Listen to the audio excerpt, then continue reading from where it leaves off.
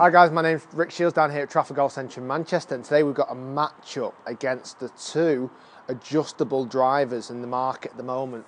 Very similar design methods on these two golf clubs. We've got the TaylorMade SLDR against the new Callaway Big Bertha driver. So the idea of this is that you can change the weighting along the back of the Callaway and along the bottom of the TaylorMade. So you can change it to whether it's going to be a draw or fade bias golf club. And also you can adjust the neck and the loft adjustabilities on it to change the orientation of the face, and also the amount of loft or de-lofting you can get on these two golf clubs. Been a lot of press of the SLDR at the last few months about lofting up, but I've got these two golf clubs today in 10 degrees of loft, so I'm trying to make it as fair a challenge as we can. We're going to be doing the longest drive competition on GC2, so it's really closed data, hitting real golf balls. I'm going to hit alternate golf shots between the two. I'm going to see the battle of the adjustability drivers. I'm going to go Callaway Big Bertha first. I'm going to go with the newer driver first. Now, design on head, this is a little bit more kind of bigger setup, but not as deep as the SLDR. So the SLDR's got quite a deep face, and that's why one of the main reasons why the centre of gravity is so far forward in this, in the TaylorMade. But we've got the Callaway up first. If you've not seen my review of this yet, do check out my channel. It should be a little window here just to check out the review of this driver as well. But this is all about distance of these two today.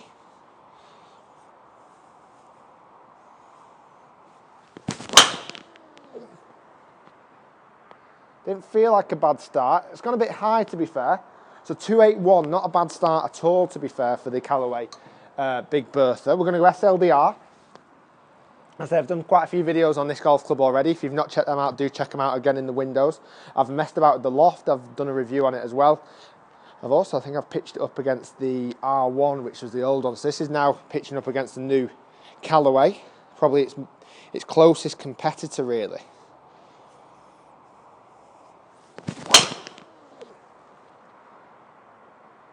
That produced a little bit lower ball flight, 270, not quite as far as the Callaway so far, but it's still a very decent hit. It felt great.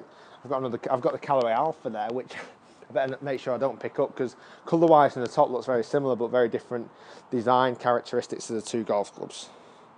Got these both in also stock stiff shafts, and they're almost identical in length. We'll look at them both. It's identical in length, so they're very, very similar matched up here today. So Callaway's got the early lead.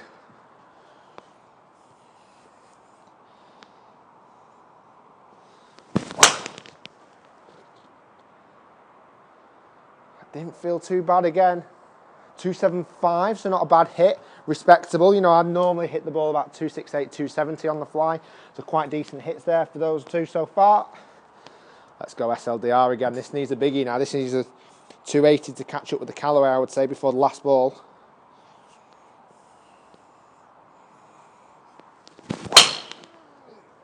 That could be it as well. Oh, it's the biggest so far. 295. It's the biggest so far with the TaylorMade SLDR. Wow, after that first one, it needed something special, and it certainly delivered just that. So, one shot each left. Very close matchup now.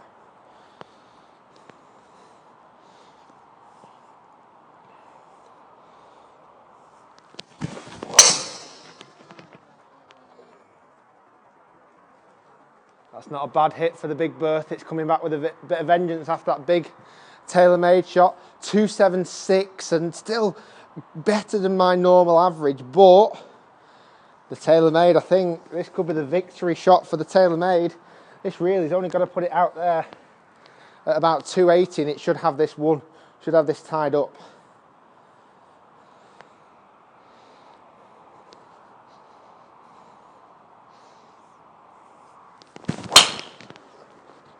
Boom. That's got to be long.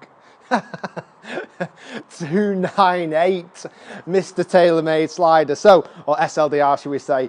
Wow, what a battering. Battered it. TaylorMade SLDR.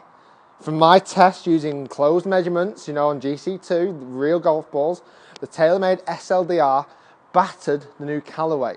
So let's have a look at the averages of distance there. I mean, not only has it hit the longest, I mean, it's a shame it hit that first one, not quite as good as it could have done. So if you have a look at the Callaway first, it had an average carry distance of 277, which is pretty decent. You know, that's nothing to be sniffed at really. Certainly when my normal long is about 268, so that's normally pretty good. If you have a look at the TaylorMade though, so the TaylorMade average carry distance was 288. That's the TaylorMade SLDR, had carry distance of 288. Its best distance was 298. The shot that I hit the best had the fastest ball speed I think I've ever seen myself hit, 168 miles per hour ball speed. It had 14 degree of launch angle and had 2,100 of backspin, so a very, very decent hit. A little bit high launch than what I would normally get and very little spin. Give it a carry distance of 298 and a complete whitewash of the Callaway. Even though the Callaway won the first round, after that the TaylorMade hit the furthest on both the next two shots and it averaged much, much longer. So guys, that was my big long drive competition against the two big heavyweights. These are the two golf clubs that are claiming to be the biggest. We've got the TaylorMade SLDR driver and the Big Bertha the Callaway Big Bertha, but the TaylorMade SLDR wiped the floor with it. So guys, thanks so much for watching. Please do check out my channel. I've got other reviews and other longest drive. I did the I-25 against the Callaway Big Bertha Alpha, which is worth watching as well. And I might use the winner of that against the winner of this video and put those two together as well. But guys, thanks so much for watching. Please do subscribe to the channel. Also check me out on Facebook and Twitter, and do comment, like, whatever you want to do, share the video. I would love to give this message to the whole of the world that the TaylorMade managed to beat the Callaway on this occasion. Thanks so much for watching. My name's been Rick Shiels down here at Trafford Golf Centre in Manchester. And the TaylorMade SLDR won. Would you believe it?